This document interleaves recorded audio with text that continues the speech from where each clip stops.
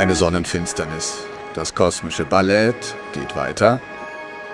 Möchte jemand den Platz tauschen? Los, los, los, los!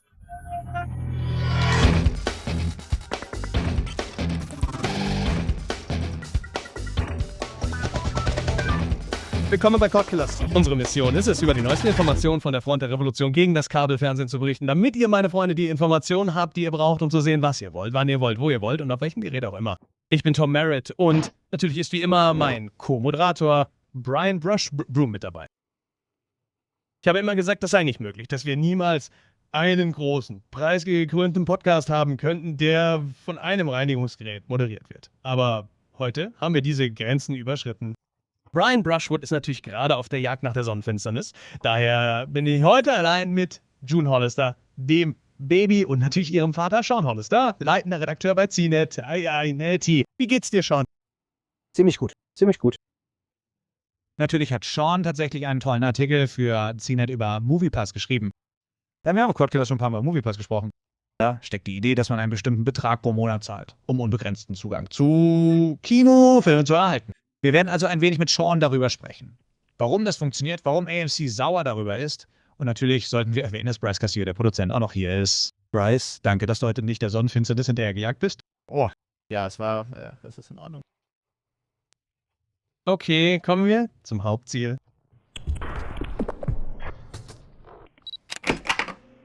MoviePass hat sein monatliches Abonnement auf 10 US-Dollar pro Monat gesenkt. Das ist weniger als der Preis für einen Film an den meisten Standorten in den Vereinigten Staaten. Der Dienst wurde bereits 2011 eingeführt.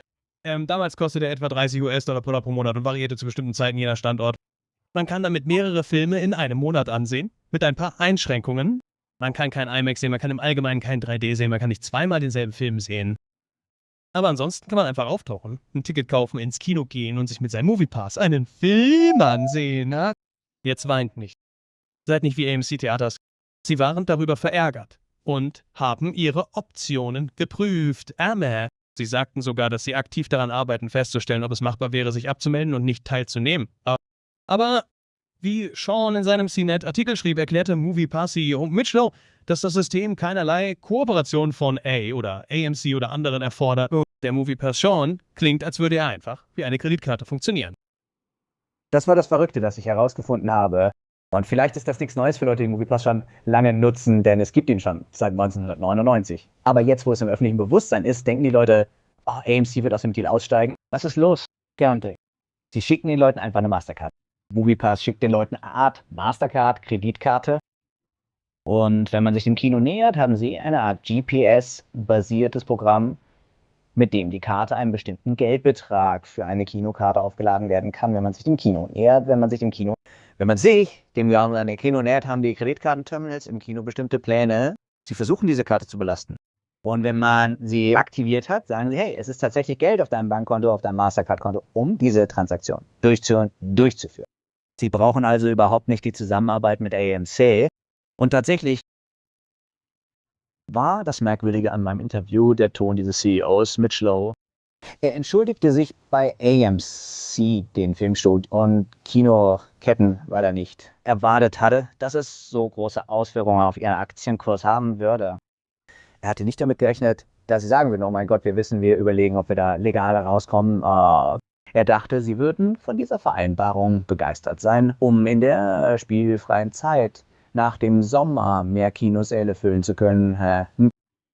Das war eigentlich ein ziemlich beschissener Sommer für die Filmstudios und Kinos. Und du möchtest dich dazu äußern, das merke ich ja. Sie redet gerade ein bisschen mit mir. Das kann ich hören. Aber andererseits sagte er auch, wir werden das so oder so durchziehen. Wir werden das durchpeitschen. Wenn Sie beschließen, keine Mastercard mehr zu akzeptieren, wechseln wir zu Visa. Oder Sie sagen Ihren Kinoangestellten, dass sie keine Karten mit dem MoviePass-Aufkleber akzeptieren sollen, dann tauschen Sie einfach Ihre Karten aus. Wenn die Leute also etwas verwirrt sind, schicken Sie dir eine Karte, eine Kreditkarte, die in vorab genehmigten Kinos funktioniert. Nur MoviePass akzeptiert nicht alle Kinos. Es gibt ein paar Lux-Kinos, die wirklich hohe Preise haben. Aber die meisten Kinos, mehr als 90% der Kinos in den USA, werden für die Nutzung genehmigt. Sie müssten also keine Mastercard mehr akzeptieren, um diese Karte nicht mehr zu akzeptieren. Als Sean darüber sprach, dass man sich in der Nähe des Kinos befindet, war das die App, weil die App auch die Kartennummer enthält. Die App kann dann sagen, hey, du bist jetzt in der Nähe des Kinos. Wir bereiten dich darauf vor, die App zum Kauf über das Online-System zu nutzen. Auch hier funktioniert es wie eine Kreditkarte. Aber mit diesem Preis von $10 kann niemand Geld verdienen. Es wird aber nur Geld für MoviePass verlieren, richtig? Denn MoviePass zahlt dem Kino den vollen Preis für jedes Ticket, das du über ihren Service kaufst. Das ist der andere Grund, warum es sich hier nicht wirklich um eine Partnerschaft handelt. Es liegt daran, dass sie den vollen Preis über diese Mastercards an das Kino zahlen. Es ist so, als würde MoviePass einen ganzen Haufen Tickets kaufen und sie dir dann verkaufen. Es ist so ähnlich, nur dass du sie einfach mit ihrer Karte kaufst, anstatt ein Ticket über sie zu kaufen. Sie sind immer noch eine Art Mittelsmann. Aber wenn sie den vollen Preis zahlen, wie können sie dann Geld verdienen? Mitch Lowe und der CEO haben mir gesagt, dass sie davon ausgehen, dass die meisten Leute, die das Angebot nutzen, nicht wie die meisten Leute, die eine Mitgliedschaft im Fitnessstudio abschließen, nicht unbedingt jeden Tag ins Fitnessstudio gehen. Sie werden nicht jeden Tag ins Kino gehen. Es sagt, dass einige Leute ein tolles Angebot bekommen werden. Sie werden sich 20 Filme im Monat ansehen. Sie werden es dann all ihren Freunden erzählen. Sie werden zu den Early Adoptern gehören, zu den begeisterten Fans, die die Kunde verbreiten, weil sie sich ihre 20 Filme im Monat ansehen. Und cool. Aber alle anderen, so sagt er, zielen auf Leute ab, die sich derzeit nur vielleicht 3 bis 6 Filme im Jahr ansehen. Er hat nachgerechnet, Testprogramme durchgeführt und glaubt, dass sie sich am Ende nur 6 bis 12 Mal im Jahr einen Film ansehen werden. Sie geben also maximal 12 Tickets aus. Sie zahlen für maximal 12 Tickets für diese Zielgruppe und hoffen, dass genügend Leute nur selten hingehen, damit sich das Ganze ausgleicht. Also funktionieren Abo-Dienste oft. Wir wissen, dass viele Leute ein gutes Geschäft daraus machen. Aber mehr Leute, die sich anmelden, weil sie glauben, ein gutes Geschäft zu machen, werden es nicht tun. Und so verdienen wir Geld. $10 reduzieren diese Marge extrem. Ich vermute, und ich bin sicher, das würde er dir lieber nicht sagen, Sean, dass MoviePass diesen Betrag nicht lange halten wird. Aber sie wissen, dass sie viel Aufmerksamkeit erregen werden. Sie werden viel Presse bekommen. Und deshalb wollen sie es bekannt machen und so viele Leute wie möglich in das System einbeziehen, damit die Leute davon erfahren und anfangen, ihren Freunden davon zu erzählen. Und selbst wenn der Preis später wieder auf $20 oder $30 steigt, werden die Leute immer noch sagen, wow, das ist ja cool, dass man einfach ins Kino gehen kann, wann immer er will. Mein Problem damit war immer, dass man keine Tickets im Voraus kaufen kann. Sie sind zwar Partner von etwa 6% der Kinos, mit denen sie zusammenarbeiten, aber die große Mehrheit nicht. Man muss also im Kino auftauchen und sein Ticket kaufen. Ja. Sie hoffen irgendwie, dass sie irgendwann eine große Partnerschaft mit den Kinos eingehen. Sie glauben, dass Mitch Lowe, falls Sie es nicht wussten, einer der Gründungsmanager von Netflix war. Er war nicht der erste Mitarbeiter bei Netflix. Er war zwar nicht einer der beiden Mitbegründer, die Netflix ursprünglich ins Leben gerufen haben, aber er war dabei, als sie ihr DVD-Geschäft richtig hochgefahren haben. Und er sagt, dass er wie Netflix davon ausgeht, dass sie Partnerschaften mit den Studios eingehen können, um am Ende eine Umsatzbeteiligung zu erhalten. Im Moment müssen sie den vollen Preis zahlen. Im Moment müssen sie das tun, aber er erwartet, dass sie, wenn sie den Kinos eine Möglichkeit geben, ähnlich wie Netflix, einen Katalog mit Film- und Fernsehsendungen, die Dinge anbieten können, die nicht zu den Top-Filmen gehören, die man bei Netflix anschauen kann. Man kann bei Netflix auch viele schlechte Filme anschauen, viele ältere Filme, viele Filme, die nicht gerade der Renner sind. Er erwartet, dass die Kinos sagen werden, wow, wir können die Kinos für all diese Indie-Filme füllen, all diese kleineren Filme, die an den Kinokassen nicht so gut ankommen. Ja. Jetzt können wir die Leute auch dazu bringen, sich diese Filme anzusehen. Das wollen die Leute im Kino. Sie verdienen ihr Geld mit den Konzessionen. Oftmals erlauben ihnen ihre Verträge mit den Studios nicht, vor der 3. oder 4. Woche auch nur einen Cent an den Ticketverkäufen zu sehen. Und deshalb wollen sie dir Konzession verkaufen. Alle, wenn das Leute ins Kino lockt, können sie ihnen mehr Konzession verkaufen. Bei AMC ist darüber sehr sauer. Bevor wir weitermachen, würde mich interessieren, warum Mitch denkt, dass AMC darüber sauer ist, denn sie mit dem Deal ganz sicher kein Geld verlieren werden. Also was Mitch gesagt hat, ich weiß nicht, ob ich dazu eine persönliche Meinung habe, denn ich verfolge das Kinogeschäft nicht sehr genau. Aber Mitch sagte, dass die Kinobranche einen Schlag erlitten hat. Ja. Sie haben festgestellt, dass die Umsätze im Sommer deutlich zurückgegangen sind. Sie haben ihre Ziele nicht erreicht. Die Investment-Community war, wie Sie wissen, pessimistisch in Bezug auf die Aktie. Offenbar sind die Aktienkurse enorm gefallen, bevor MoviePass auf den Markt kam. Und als dann die Nachricht kam, dass MoviePass $10 im Monat kosten würde und all diese Leute so interessiert daran waren, fiel ihre Aktie wieder. Und dann versteht er nicht, warum die Aktie fiel. Aber er denkt, es war eine Art Reaktion von AMC. Warum müsste man sagen? Wir müssen etwas tun. Unsere Aktie geht wieder runter. Wir müssen zeigen, dass wir die Nase vorn haben. Das hat Mitch gesehen und gesagt, ja. Sagte, es übt Druck auf die Ticketpreise aus, denn wenn sich die Leute daran gewöhnt haben, $10 im Monat zahlen, werden sie nicht mehr ausgeben wollen, wenn MoviePass untergeht, weil sie sich daran gewöhnt haben. Ich kaufe dieses Argument irgendwie. Dass man sich irgendwann an kostenlose Lieferung gewöhnt. Man gewöhnt sich an den kostenlosen 2-Tage-Versand für mein Amazon Prime-Produkt. Ich bin das sehr gewohnt. Es wäre sehr schwierig für mich, auf einen 3-Tage-Versand oder Ähnliches umzusteigen oder eine Woche oder nochmal 1 oder 2 Wochen zu warten, bis mir Sachen zugeschickt werden. Aber andererseits scheint es auch andere Gründe zu geben, die den Preis für Kinokarten drücken. Und Kinokarten sind in letzter Zeit so teuer geworden. Ich kaufe mit Schlow die Argumentation ab, dass er Leute wie mich, die nicht oft ins Kino gehen, weil es nicht so praktisch ist, dazu bringen kann. Wir können doch schon so vieles zu Hause streamen. Wir haben einen schönen Großbildfernseher. Es ist so ein Aufwand, ins Kino zu gehen, um die Karten zu kaufen und die Snacks zu besorgen, die zusätzlich zu den überteuerten Kinokarten auch noch total überteuert sind. Ich habe das Gefühl, dass es Leute gibt, die gar nicht mehr ins Kino gehen und die das aufgrund dieser Situation immer öfter tun werden. Die wäre so einer, wenn ich sie ins Kino bringen müsste, denn das ist für mich das Problem. Sie haben ein Baby, das sie davon abhält, so oft ins Kino zu gehen. Das wird das Problem aber nicht lösen, aber unsere nächste Geschichte könnte Ihnen vielleicht weiterhelfen. Bevor wir jedoch weitermachen, möchte ich noch kurz erwähnen, dass mehrere Hörer sowohl dieser Sendung als auch der Daily Tech News Show Probleme mit der MoviePass-Anmeldung auf der Website gemeldet haben. Das scheint sich inzwischen beruhigt zu haben. Es gibt einfach viel mehr Interesse, als sie vielleicht erwartet hatten. Allerdings haben ein paar Leute auf Twitter gesagt, dass sie immer noch warten. Ihnen wurde Geld abgebucht, aber sie warten immer noch auf weitere Informationen und so weiter. Bei Ihnen kann das natürlich anders ausgehen, aber wir sollten MoviePass im Auge behalten, denn es ist interessant. Denn einerseits wird es dadurch möglicherweise einfacher, ins Kino zu gehen, vor allem wenn Sie diese Partnerschaften eingehen, und andererseits wird es dadurch auch einfacher, nicht ins Kino zu gehen. Und es kommt zu einem weiteren Angriff auf die Kinos. Ich möchte mich aber noch schnell bei allen bedanken, die uns auf patreon.com/cordkillers unterstützen. Das ist die einzige Möglichkeit, wie wir die Show finanzieren. Wir nehmen keine Werbung an. Wir nehmen kein Geld von Filmstudios an. Wir nehmen das Geld von niemandem an, sondern nur von dir, wenn du möchtest.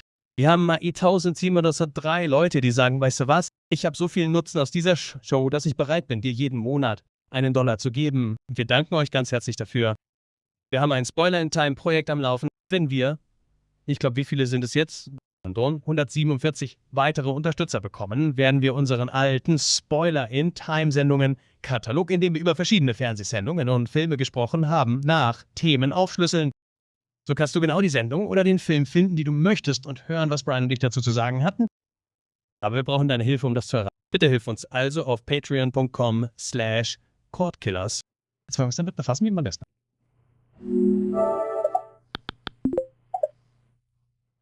Sie haben also ein Baby auf dem Schoß. Sie können nicht ins Kino gehen. Sie können sich natürlich auch keinen ruhigen Film ansehen.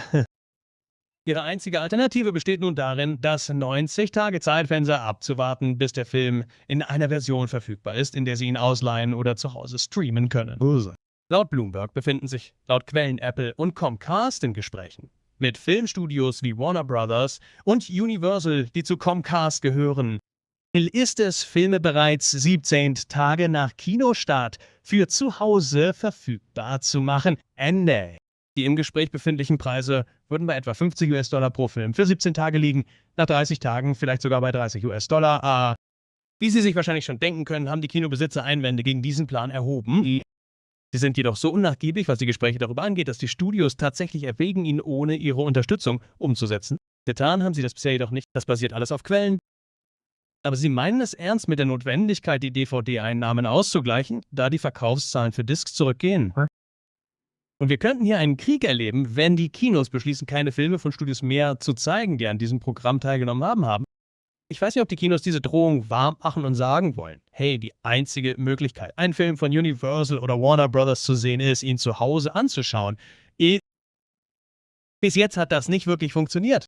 Das hat nicht wirklich zu einem Ansturm auf die Kinos geführt. Es war ein langsames Tröpfchen weg von den Kinos. Aber Sean, was denkst du? Würdest du $50 bezahlen, um einen Film zu sehen, der erst ein paar Wochen alt ist? Ich meine Güte, die Babysituation lässt mich nachdenken. Denn bevor ich ein Baby hatte, habe ich niemals überhaupt digitale Filme gekauft. Ich habe sie ausgeliehen, ich habe sie gestreamt über Netflix oder einen Abo-Plan, den ich bereits hatte. Aber die Vorstellung, $15 für eine digitale Kopie eines Films zu bezahlen, die ich mir wahrscheinlich nur einmal ansehen würde, weil ich Filme im Allgemeinen nur einmal ansehe, schien mir als eine große Sache, ziemliche Sache. Dann können wir plötzlich wegen Juni nicht mehr ins Kino gehen und ich fange an, digitale Filme zu kaufen, damit ich sie ein paar Wochen früher als sonst sehen kann. Vielleicht würde ich also etwas mehr bezahlen. Ich weiß nicht, ob ich $50 bezahlen würde. Das ist eine Menge Geld. Das ist der Preis für ein erstklassiges Videospiel oder für ein nettes Essen mit der Familie. Das ist eine Menge Geld, um so früh einen Film zu sehen. Und ich bin mir nicht sicher, wie viel es bringt, ihn nur ein bisschen früher zu sehen. Obwohl 30 Tage und $30 ausgegeben werden, was eine weitere Situation ist, die in diesem Zusammenhang ins Spiel gebracht wurde. Nochmal, das sind nicht die Pläne. Das sind anscheinend nur Dinge, die herumgereicht werden. Dann kommt es für Sie und Ihre Frau in etwa den Preis gleich, den Sie zahlen würden, wenn Sie ins Kino gehen würden. Es sei denn, wir nutzen Moviepass. Sei denn, Sie nutzen Moviepass. Das ist ein weiterer Knackpunkt in dieser Situation, der für das Kino von Vorteil sein könnte. Sie könnten in dieser Situation eine Partnerschaft mit Moviepass eingehen. Ja, ich meine, ich könnte mir das vorstellen. Ich könnte mir $30 vorstellen. Das ist ja das, was wir sowieso zahlen, da haben Sie recht. Und dann müssten wir nicht hinfahren. Ich meine, die Frage ist, wenn ich mehr bezahle, bekomme ich dann genug mehr? Wenn es etwas ist, bei dem ich sofort an der Twitter-Konversation teilnehmen kann, an der Social-Media-Konversation über diese neuen Dinge und mir keine Gedanken über Spoiler und all diese Dinge machen muss, ist es interessanter, wenn ich sozusagen vom ersten Tag an dabei bin. Sie sagten, es sind 30 Tage Zeitfenster. Ich weiß nicht. Das könnte spät genug sein, dass die erste Welle vorbei ist und es bereits im VOD-Bereich angekommen ist. Man befindet sich in der Situation, in der man den Film jetzt nicht am ersten Tag sehen kann, aber nach 30 Tagen denkt man sich, ich könnte einfach noch ein paar Tage warten und ihn dann viel günstiger sehen. Genau. Selbst wenn es ein paar Monate dauern sollte. Ich denke, das ist wahrscheinlich der Grund, warum Sie diese Gespräche führen, um herauszufinden, wie viele Zuschauer Sie voraussichtlich haben. Die Kinobesitzer haben in dieser Hinsicht eine sehr harte Linie gefahren, sogar gegenüber Moviepass, als wir darüber sprachen, zu sagen, nein, wir wollen keine Änderungen. Fakt ist, dass sich die Dinge ändern werden. Es ist nur eine Frage des Wie. Wie wirkungsvoll ist es, dass sich die Leute immer noch, Entschuldigung, Jen hat ihre Flasche fallen lassen, wie wirkungsvoll ist, dass sich die Leute immer noch auf die Einspielergebnisse als Maßstab für den Erfolg eines Films beziehen und können wir davon abrücken? Ich frage mich, ob das einer der Dreh- und Angelpunkte ist, der das alles verhindert, die Vorabveröffentlichungen ermöglichen es, Filme gleichzeitig mit ihrem Kinostart zu sehen. Dieses Jahr haben viele darüber gesprochen, dass die Einspielergebnisse niedrig als in der Vergangenheit und wir sehen definitiv einen kleinen Rückgang. Vielleicht liegt es an der Langeweile bei Superheldenfilmen, vielleicht auch nicht, aber ich garantiere dir, dass dies nicht das System ist, das wir in 5 oder 10 Jahren haben werden. Es passiert gerade viel. Abonnementkinos, Disney, wenn du diesen Bloomberg-Artikel liest, halt sie konzentriert sich auf weniger, aber größere Eventfilme wie Star Wars, von denen sie wissen, dass die Leute ins Kino gehen werden. Und ich kann mir so eine Art hybriden Ansatz vorstellen, bei dem jemand wie Universal sagt, okay, wir haben ein paar große Eventfilme, denen wir dieses kürzere Zeitfenster nicht geben werden. Aber es könnte ein paar Filme geben, denen wir einfach ein einwöchiges Zeitfenster geben. Ich denke, das ist, worüber die Kinos sorgen. Wenn man ihnen 17 Tage gibt, wo liegt dann das Problem, ihnen 10 Tage, 7 Tage oder 3 Tage Zeitfenster zu geben? Ja, aus der Sicht der Kinos sehe ich das definitiv. Aus der Sicht der Studios, was tun sie, um sicherzustellen, dass, wenn ich eine Kopie meines Films zu Hause vorführe, ich ihn nicht 30 Leuten vorführe, statt nur 2 Leuten? Wenn es nicht nur meine Familie ist, sondern wenn ich alle meine Freunde einlade, wir alle Dunkirk schauen, wissen Sie, wäre das ein Problem für die Studios, wenn sie einen Weg finden würden, das zu umgehen. Denn wie viele Leute wollen wirklich regelmäßig Gäste in größerer Zahl bei sich zu Hause empfangen? Es ist ein ziemliches Ärgernis. Und wenn es regelmäßig passiert, werden es die Nachbarn bemerken, die Polizei wird gerufen und es verstößt gegen ihre Nutzungsbedingungen. Ich glaube nicht, dass das große Auswirkungen haben wird. Es könnte ein paar vereinzelte Vorfälle hier und da geben. Die Leute hatten die gleichen Bedenken hinsichtlich. Die sagten, oh, die Leute werden nicht mehr ins Kino gehen und stattdessen große Partys für DVDs und Videokassetten veranstalten. Videokassetten veranstalten? Ich glaube nicht, dass das passiert ist. Ich vermute also, dass das nicht das Problem sein wird. Ehrlich gesagt, ist es eine Situation, in der die Kinobesitzer wirklich herausfinden müssen, wie sie einen besseren Deal machen können. Vielleicht können sie in der ersten Woche nach dem Start einen Teil der Ticketeinnahmen zurückerhalten, indem sie dem zustimmen. Und vielleicht beleuchtet die Präsentation in Bloomberg nicht genug die Tatsache, dass die Studios möglicherweise nicht bereit sind, diesbezüglich nachzugeben und dennoch versuchen, dieses kürzere Zeitfenster zu bekommen. Ja, ja. Ich frage mich, ob sie beim Preis oder zuerst beim Zeitfenster nachgeben werden. Und ich würde erwarten, dass der Preis zuerst kommt, angesichts des Abwärtsdrucks, der möglicherweise von den Moviepass ausgeht und der Tatsache, dass die Leute erkennen, dass Moviepass die Preise nicht senkt, hat es die Diskussion über den Preis wieder in Gang gebracht. Die Leute reden ungefähr, Moment mal, wie kommt es, dass Filme in Großstädten mittlerweile $14 pro Kinokarte kosten? Es bringt eine Diskussion über Pricing. Das bedeutet, dass die Studios hier die Möglichkeit haben, die Guten zu sein. Hey, hier ist eine Möglichkeit, wie wir etwas richtig Cooles für euch tun können. Vielleicht lenkt Aufmerksamkeit darauf, ob das nicht verfügbar sind, ja. Nicht, dass sie nicht immer die Guten werden, wenn sie uns diese Filme überhaupt erst geben. Ja, das ist auch interessant. Wir haben noch nicht so viel darüber gesprochen, dass Apple und Comcast daran beteiligt sind. Die Idee wäre also, dass Apple TV eine Möglichkeit wäre, den neuen Filmdienst zu erhalten, aber die Comcast Xfinity Box die andere. Und Comcast fängt an, diese Idee des Heimkinosystems und des Kabelfernsehens wirklich ernst zu nehmen. Und das ist ein weiteres Beispiel dafür. Vor allem, weil ihnen auch eines der Studios gehört. Es ist, als würde ein Arm mit dem anderen sprechen. Absolut.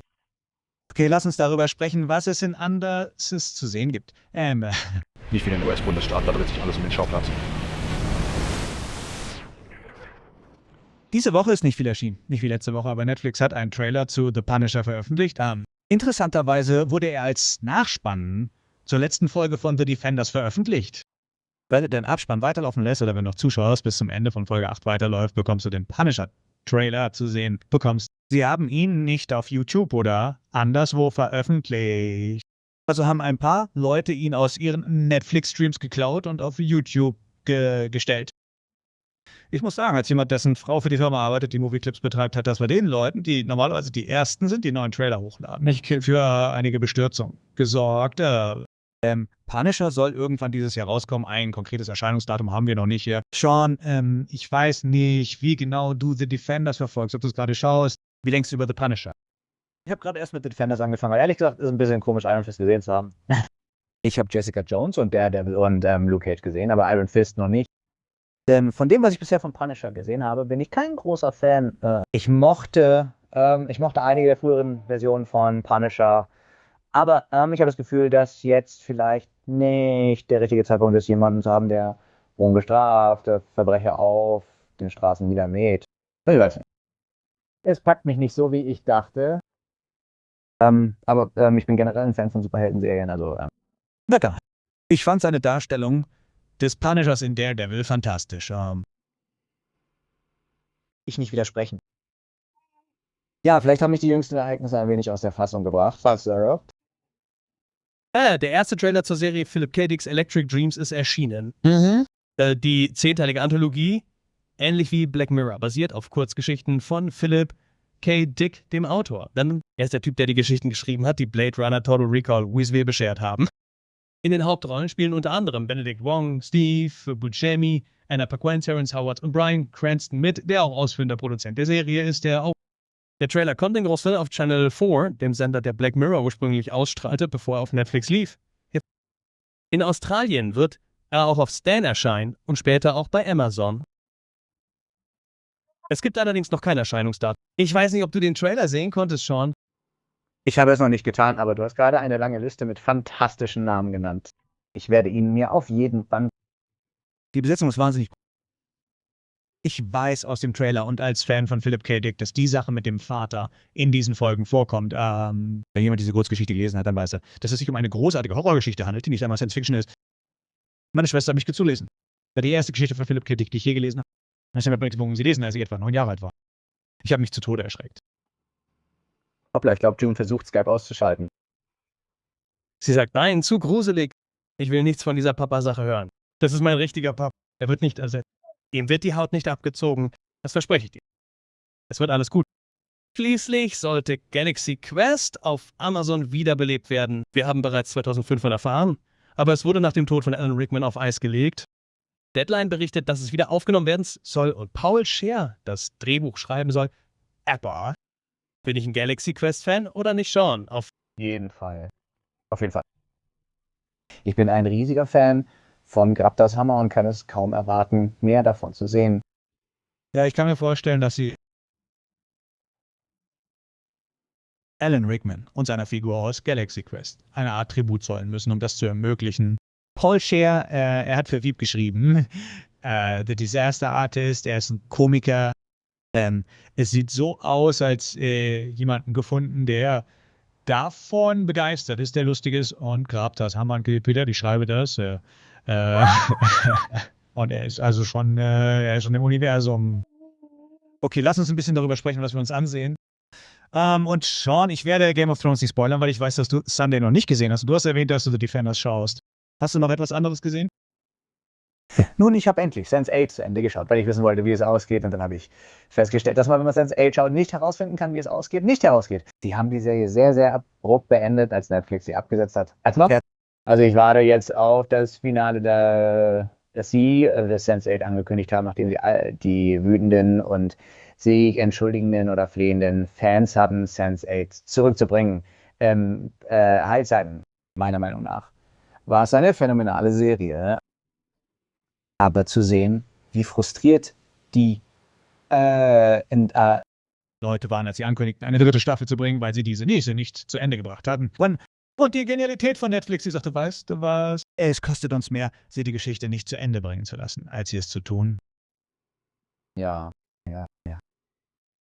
Ich bin froh zu hören, dass sie diesen Abschluss bekommen werden. Ja. Denn es hat mich nicht nur beeindruckt, als ich die letzte Folge von Sense8 gesehen habe, sondern auch, dass es nicht nur keinen Abschluss gab, sondern dass die Produzenten Netflix herausforderten, die Serie abzusetzen. Die Art und Weise, wie sie in dieser letzten Folge versucht haben, das Tempo zu erhöhen. Handlungsstränge. Sie überspringen die Handlung gewissermaßen und machen ein paar logische Sprünge, ein paar Stellen in der Geschichte, an denen sie Dinge zusammenschneiden und kürzen, sodass sie es irgendwie noch wütender machen, dass es nicht zu Ende gebracht wurde, weil sie versucht haben, es so sehr zu beschleunigen. Sie haben sie in keiner Weise an einem Punkt gelassen, an dem sie mit diesem Ende zufrieden sein könnten. Und daher frage ich mich, ob sie Netflix damit aufziehen wollten. Eine Art Feigling, um zu sehen, ob sie die Serie absetzen oder nicht. Ich weiß, dass du die Defenders noch nicht ganz gesehen hast, aber ich habe die 4 Folgen schon vorab gesehen. Und am Freitag haben wir uns dann die letzten 4 Folgen angesehen. Es gibt nur 8 Folgen in dieser Staffel. Und ich muss sagen, ich weiß nicht, ob es daran lag, dass ich die ersten 4 Folgen schon vorab gesehen habe und warten musste, aber, und das sage ich nur ungern, weil ich dir nicht voreingenommen sein möchte, aber in einigen der letzten 4 Folgen habe ich mich ein wenig gelangweilt. Insgesamt hat mir die Serie trotzdem gefallen und mir hat gefallen, wie die Charaktere integriert wurden, aber die Bedrohung hat mich nicht überzeugt. Sie hat mich nicht geängstigt und ich fand sie gegen Ende ziemlich vorhersehbar. Ich muss sagen, dass ich mir da schon nach der ersten Folge Sorgen gemacht habe. Ehrlich gesagt ist die Serie sehr langsam. Es gibt ein bisschen Dynamik. Meistens aber irgendwie vorwärts. Mal sehen, was mit den anderen Serien passiert. Der Jessica Jones, Luke Cage und Iron Fist. Wo sind sie hin, nachdem wir sie das letzte Mal gesehen haben? Vieles davon wurde in der ersten Folge vorbereitet, vieles davon. Aber ich habe mich gefragt, ob es in dieser Serie geht, die Charaktere auf interessante Weise zusammenzubringen, als eine neue, originelle und interessante Geschichte rund um alle 4 zu erzählen. Nun, ich vermute, es hat sich nicht wirklich ergeben. Okay, schauen wir mal nach. Oh, und was ich sonst noch geschaut habe, sind wie immer Firefly, Twin Peaks, Game of Thrones und Preacher. Diese Woche werden wir bei Spoiler Time mit Brian Ott nicht über Preacher und Firefly sprechen. Wir heben unsere Diskussion über Firefly auf und sprechen nächste Woche über 2 Folgen von Preacher. Aber Bryce wird sich mit uns hinsetzen und über Game of Thrones und Rick and Morty sprechen, die ich auch mal geschaut habe, alle eher. Und wo wir gerade von Bryce sprechen, Bryce, worauf haltet ihr Ausschau? Hey, wir haben eine E-Mail von Andy bekommen, der uns eine gruselige Empfehlung geschickt hat. Er schreibt: Hallo Leute, habt ihr Channel Zero auf dem Sci-Fi-Netzwerk gesehen? Es ist eine Horrorserie ähnlich wie American Horror Story, bei der jede Staffel eine neue Geschichte erzählt. Die erste Staffel heißt Candle Cove und basiert auf der gleichnamigen Creepypasta, die von dem Cartoonist und Freund der Serie Chris Straub geschrieben wurde.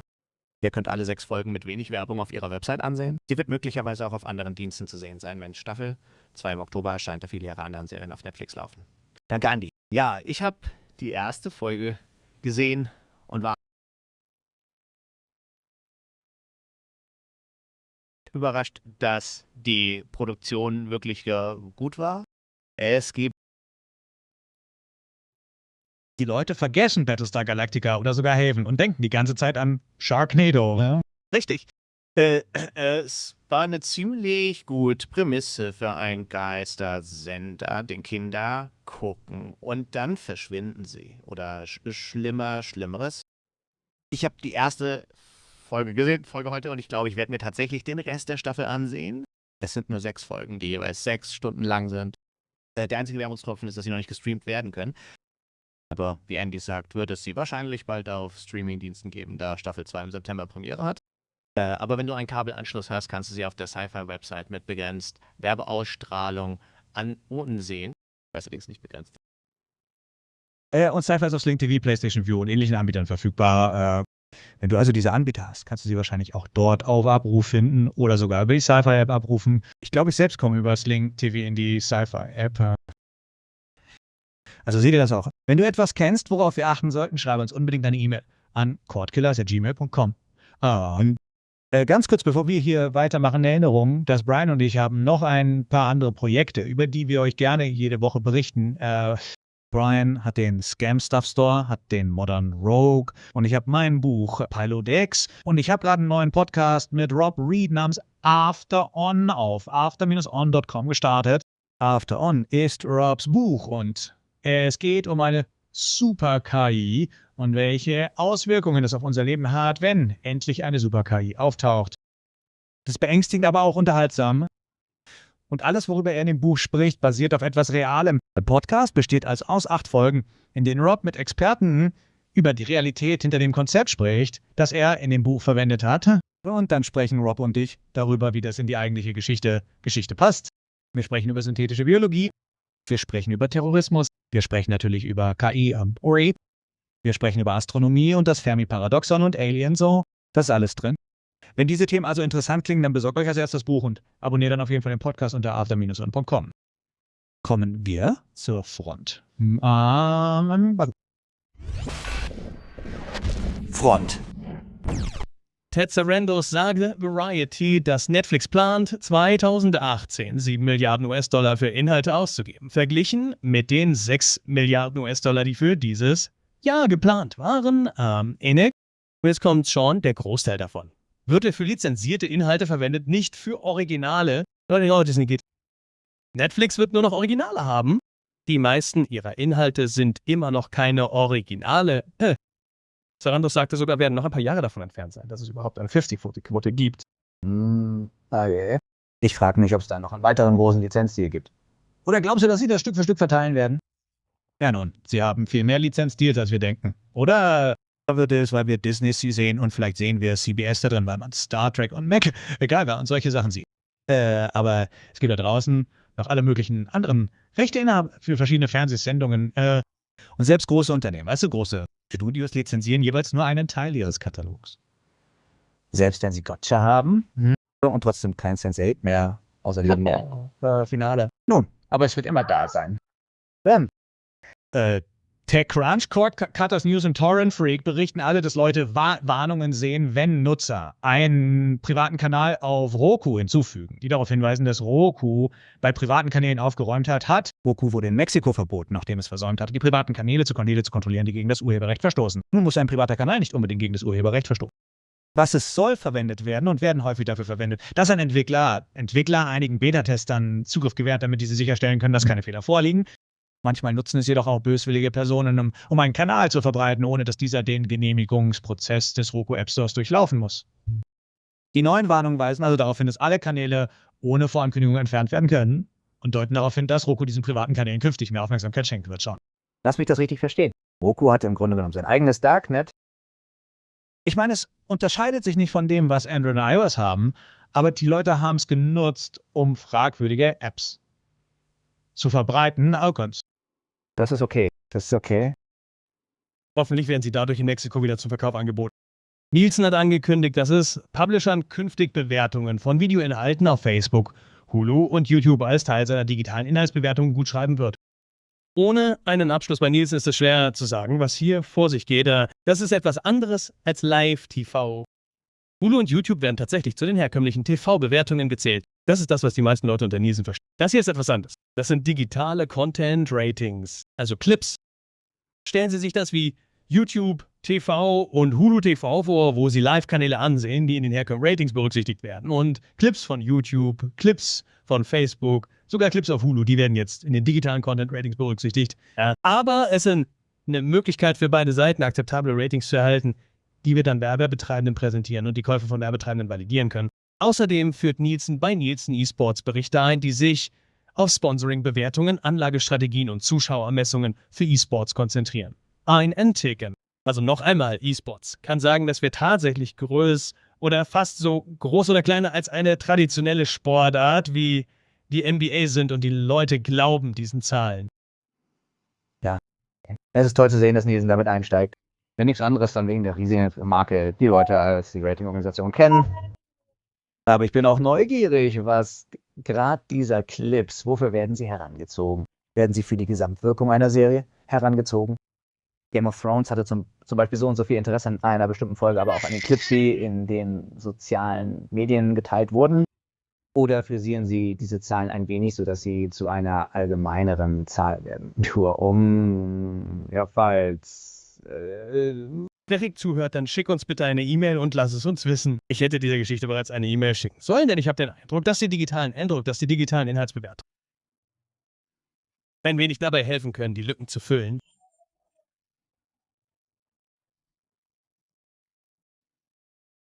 Wollten Unternehmen oft ihre gesamten Serien nicht online stellen, weil sie dafür keine Anerkennung bekamen.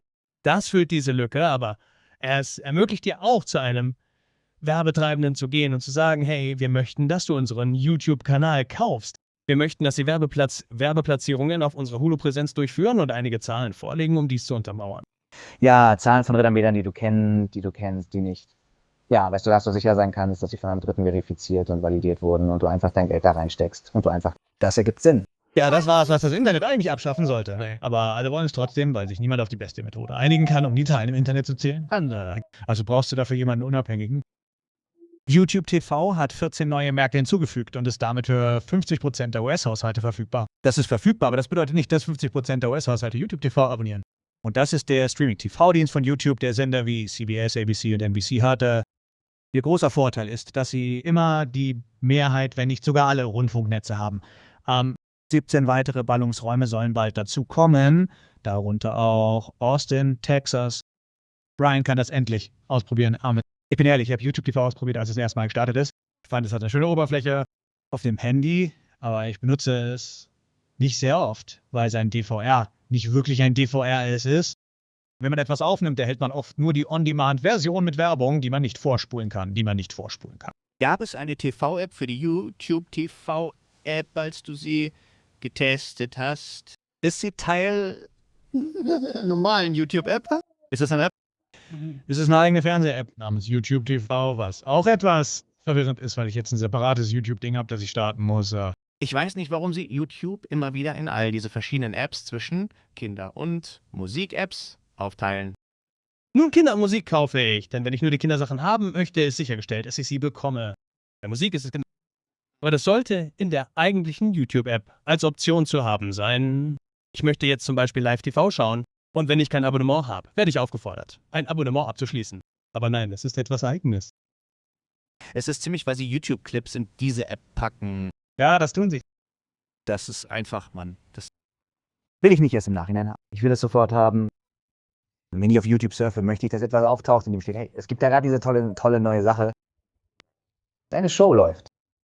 Ich habe das Gefühl, sie haben das nie wirklich verstanden, wie man Leute, die hauptsächlich Geräte nutzen, dazu bringt, im Alltag mobil unterwegs zu sein und die Shows zu sehen, die zu einer bestimmten Zeit laufen. Eidert. Nun, die YouTube TV-App kann all das, worüber du sprichst. Es ist nur eine separate App. Okay. Oh, ich hab's verstanden. Eine separate App. Naja, aber ich denke, dein Argument ist immer noch aktuell, nämlich, dass ich wissen muss, wie ich ein Abonnement abschließen, bezahlen und die App herunterladen muss, anstatt von der YouTube-App, die ich bereits nutze, dazu gedrängt zu werden. Das ist mit. Turner wird ab 2018 einen Streaming-Dienst für die UEFA Champions League und die Europa League starten. Ein Preis wurde nicht genannt. Ausgewählte Live-Spiele werden weiterhin im Fernsehen übertragen, unter anderem auf TBS, TNT und True TV.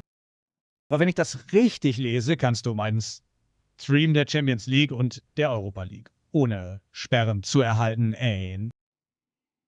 Auf geht's zum Fußball. Sling TV ist jetzt endlich als Beta für alle Nutzer in Google Chrome für Windows und Mac verfügbar. Der Grid TV Guide und der DVR-Zugriff waren beim Start der Webversion nicht verfügbar, aber Sling sagt, dass sie irgendwann verfügbar sein werden. Abonnenten können darauf zugreifen, indem sie einfach sling.com besuchen und sich anmelden. Sie müssen keine andere App starten. Das ist wieder so ein Thema, Sean, bei dem es einen bestimmten Typ Mensch gibt. Brian gehört zu den Leuten, die einfach auf ihren Desktop schauen. Sling TV hat seit dem Start eine Desktop-App, aber manchmal ist es einfach einfacher, wenn es bereits in der App ist, die Sie gerade ausführen. Genau. Außerdem können Sie es so viel einfacher mitnehmen. Sie können Ihren Computer einfach an den HD-Fernseher oder Projektor von jemand anderem anschließen und es einfach im Browser ansehen, anstatt sich überlegen zu müssen, oh, wir müssen die App auf Ihrem lokalen Gerät installieren oder was auch immer. Dass das funktioniert. Ich denke, man kann ein Android-Fernsehgerät, einen Chromecast oder ein anderes Gerät mit sich herumtragen und damit dasselbe tun. Aber mit diesem hier kann man das einfach mit dem Computer machen, der gerade in der Nähe ist. Genau. Ich meine, falls du nicht verstehst, was Sean sagt, du kannst zu einem Freund gehen, dich hier in seinem Browser anmelden und deinen Sling TV schauen. Vergiss nur nicht, dich abzumelden oder das zu tun, je nachdem, ob du das Paket mit mehreren Streams hast oder nicht. Aber ja, es macht die Dinge einfach viel bequemer. Es entspricht anscheinend nicht den Standards. Es nutzt etwas in Chrome aus, damit es funktioniert. Okay, kommen wir zu den Meldungen von der Front.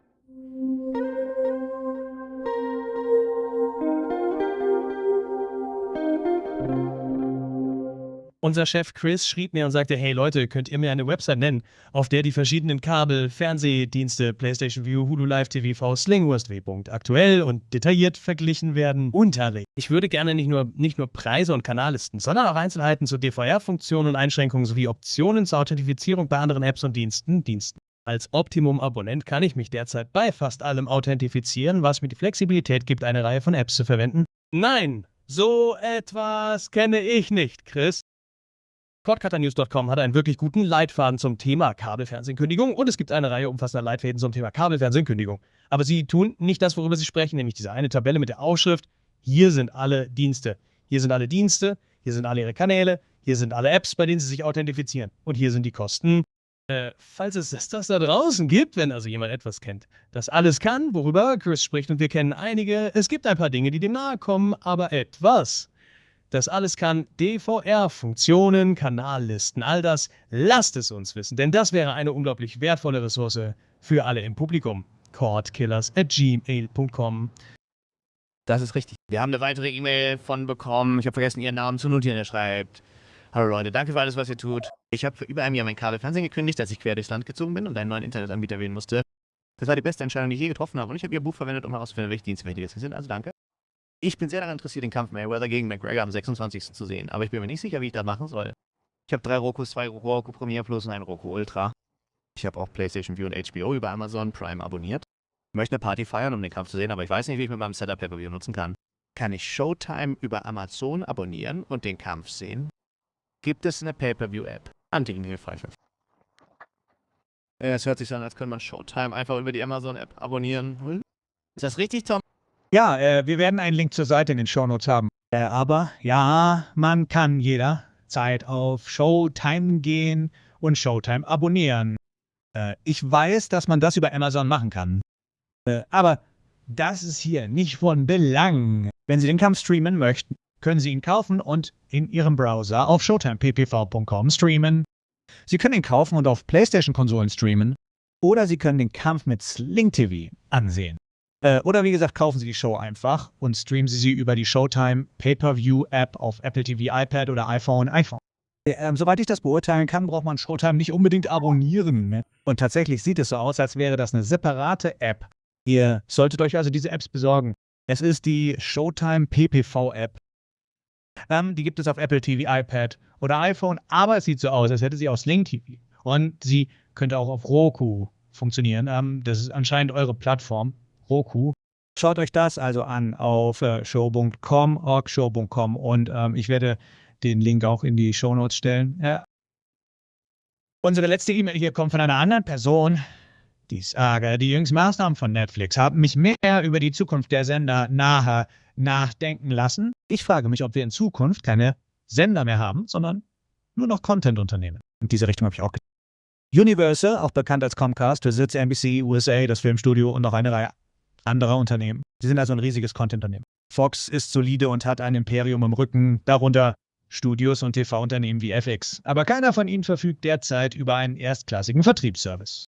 Denken Sie ernsthaft darüber nach, einen eigenen Anbieter zu gründen, da das Kabelfernsehen immer mehr zum Mainstream wird? Und CBS. Was ist, wenn Netflix, CBS und möglicherweise einige der kleineren Sender wie AMC kauft? Ich liebe diesen Teil deiner E-Mail, weil wir immer davon hören, dass Leute Netflix kaufen. Netflix. Oh, Apple wird Netflix kaufen. Amazon wird Netflix kaufen. Was ist, wenn Netflix, wovon ich ausgehe, anfängt, andere Dinge zu kaufen? Was, wenn sie einen Sender kaufen? Und vergiss Amazon nicht. Ich denke, dass diese großen Player in Zukunft sich zusammenschließen und sich mehr darauf konzentrieren, Produzenten und Distributoren zu werden, die jeweils ihre eigenen Dienste anbieten, die dir $10 im Monat berechnen. Bei Netflix bekommst du alles, was sie haben. Für $10 bei Disney bekommst du Pixar-Filme und den Disney Channel, ESPN US, General wie $10 für Universe bringt dir alle Fast and Furious-Filme, US-Serien, Mr. Robot und so weiter. Das scheint alles offensichtlich, aber hier ist der Knackpunkt. Was passiert mit der Werbung? Netflix hat gezeigt, dass sie diese nicht brauchen. Folgen die anderen diesem Modell oder berechnen sie uns $10 und blenden trotzdem Werbung ein? Nun, ich würde gerne hören, was Sean davon hält, aber danke, Adam, für diese Gedanken. Ich denke, dass sie mit Werbetarifen experimentieren werden, wie es sie bei Hulu und CBS All Access gibt, wo man für einen günstigeren Preis die Serie mit Werbung bekommt und wenn man ein bisschen mehr bezahlt, kann man einen Service haben, der keine Werbung hat. Ich denke, Netflix ist ungewöhnlich, aber es gehört zur Premium-Klasse wie HBO, Showtime, USW, die auch noch nie Werbung hatten. Sean, was denkst du darüber, insbesondere über Adams Gedanken zum Kauf eines Content-Netzwerks durch Netflix? Ja, ich meine, technisch gesehen arbeite ich für CBS und arbeite bei CNET, daher bin ich mir nicht sicher, ob Netflix das kaufen würde, bestimmte Firma, wie gut das funktionieren wird, denn wir haben, sagen wir mal, AMC. Also was ich wirklich darüber denke, ist, wie viele Abonnementdienste der Markt verträgt. Wissen Sie, $10 im Monat können Sie voraussichtlich zahlen, bevor Sie sagen, wow, ich kann mir keinen weiteren leisten. Ich möchte nicht all diese Abonnementdienste haben und ich möchte alles sehen. Und dann fangen die Leute an, die Leute zu bitten, diese Kanäle vielleicht zu bündeln und dann landet man wieder beim Kabel. Wir haben wieder Kabelbündeln, nur dass es sich jetzt um Internetdienste anstelle von Kabelbündeln handelte. Sie werden nicht unbedingt über Kabel übertragen. Sie werden möglicherweise über Glasfaserkabel übertragen, aber im Grunde genommen handelt es sich immer noch um Kabel, wenn die Leute diese Abonnements nicht abschließen können. Denn irgendwann müssen sie sich zusammentun und diese Inhalte in einem einzigen Stream zusammenfassen, für den die Leute bezahlen können. Es sei denn, wir sind bereit, für jede einzelne dieser Sachen, die wir wollen, eine Karte zu zahlen. Ich glaube nicht, dass das für alle funktionieren wird, denn wenn deine Inhalte nicht so gut sind wie beispielsweise Netflix, Hulu oder HBO, dann sagen die Leute, nun, die habe ich schon, ich möchte nicht für einen weiteren bezahlen. Und deswegen frage ich mich tatsächlich, ob das CBS All Access meines eigenen Arbeitgebers in diesem Markt bislang gut funktionieren wird. Ja, die Idee, dass die AMC oder so etwas kaufen, könnte ich mir vorstellen. Ich könnte mir vorstellen, dass sie das für ein kleineres Unternehmen tun, das sich auf Inhalte konzentriert, um einfach mehr Inhalte in ihr Sortiment aufzunehmen, um ihre Produktion zu erweitern. Ich weiß nicht, ob Netflix das wollen würde, denn das ist nicht unbedingt das, was sie am besten können und sie müssten herausfinden, wie sie alle ihre Prozesse in einem solchen Unternehmen bündeln können, um das alles in Streaming zu integrieren. Nein. Aber ich denke, so schwer es auch ist, einfach mehr Inhalte für die Leute bereitzustellen, die sie stundenlang anschauen können. Ich denke, das könnte klappen. Ich frage mich nur. Wenn ich mir ihre Übernahme von Millarworld ansehe, sehe ich die Anfänge einer Vorlage, nämlich, dass sie kleine, erschwingliche Content-Unternehmen kaufen werden, die etwas anderes anbieten. Das Merchandise und Bücher. Aber wenn es so ist, vielleicht kaufen sie nicht AMC, sondern Skybound. Skybound ist die Firma, die The Walking Dead für AMC produziert und jetzt Serien für andere Leute machen wird. Und ich denke, das ist der nächste Schritt für Netflix. Es geht nicht direkt auf die Netzwerkebene, denn wie Sie sagen, das ist eine Ebene, mit der Netflix nicht vertraut ist. Aber wenn Sie Content-Unternehmen kaufen, die auch Nebengeschäfte machen können und etwas kleiner sind, dann haben wir meiner Meinung nach auf jeden Fall Eine Vorlage. Eine Vorlage macht sehr viel Sinn. Wenn Sie dieses Modell umsetzen, bei dem Sie erkennen, dass Sie mit diesen Teams von Mitarbeitern und Ressourcen, die Sie erwerben, mehr Inhalte nach Ihren Standards für Ihr Publikum produzieren können, dann sehe ich nicht unbedingt, dass Sie hinter geistigem Eigentum her sind. Ich glaube nicht, dass Netflix sagen wird, wir wollen diese Lizenz für dieses spezielle Star Wars Projekt besitzen, wenn Disney das nicht schon gekauft hätte. Ich glaube nicht, dass sie es auf bestimmte geistige Eigentumsrechte abgesehen haben, denn sie können kurzfristig Lizenzen von diesen Leuten erwerben, um eine Marvel-Serie am Stück zu schauen. Oder so etwas in der Art. Und wenn dieses geistige Eigentum nicht mehr gefragt ist, wollen sie nie unbedingt an dieser Marke festhalten. Denn sie müssen ihre Inhalte ständig aktualisieren. Netflix muss ein wechselndes Angebot anbieten, damit die Leute weiter zuschauen, weiter streamen und ihre Abogebühren zahlen. Solange es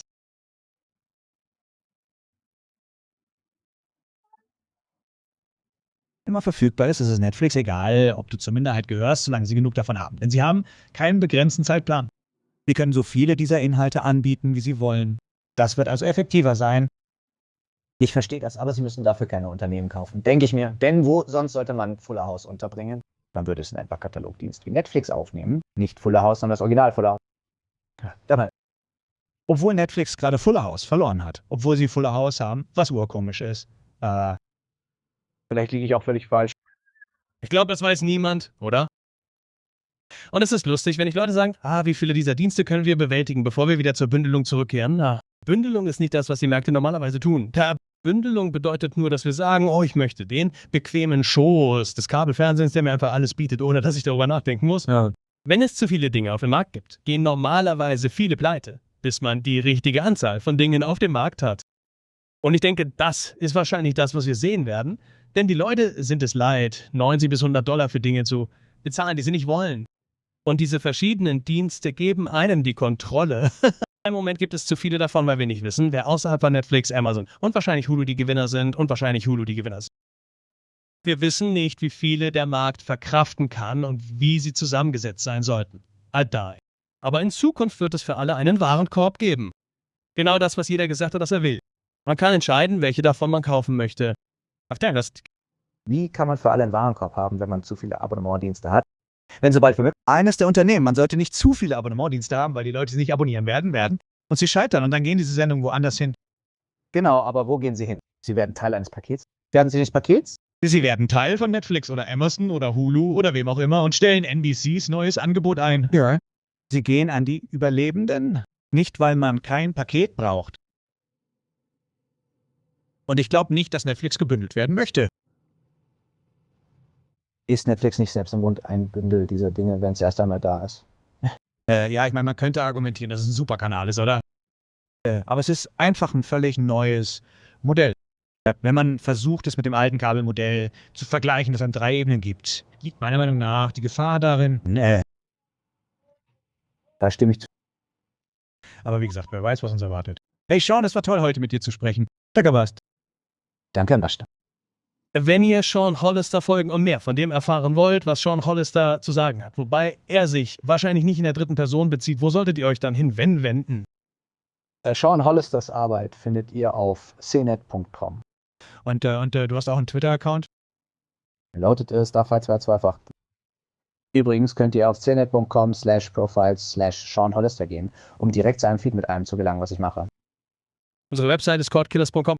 Unsere E-Mail-Adresse ist cordkillers@gmail.com. Wir sind montags um 19 Uhr Eastern und 16 Uhr Pacific Time live auf diamondclub.tv. Vielen Dank an meinen Co-Moderator Brian Push Broom Ine, dass er heute hier war, um Brian Brushwood zu vertreten. Es ist nicht dasselbe. Ich vermisse Brian, aber für Broom warst du ein ziemlich guter Co-Moderator. Wir sehen uns beim nächsten Mal. Hey Leute, hier sind Tom und Brian. Bei all unseren $5-Unterstützern bedanken, die dafür sorgen, dass wir laut, live und unabhängig bleiben. Ihr macht Code Killers zu der Produktion, die ist. Dein Name erscheint im Abspann des Videos und in unseren Herzen. Und wenn du einer von ihnen werden oder sehen möchtest, der sie sind, kannst du auf patreon.com/cordkillers gehen. Du musst aber mehr tun, als nur dorthin zu gehen. Du musst dich anmelden und einen Betrag zusagen. Sei dann. Nur nicht mein Banker. Komm hin. Diamond Club hofft, dass dir dieses Programm gefallen hat.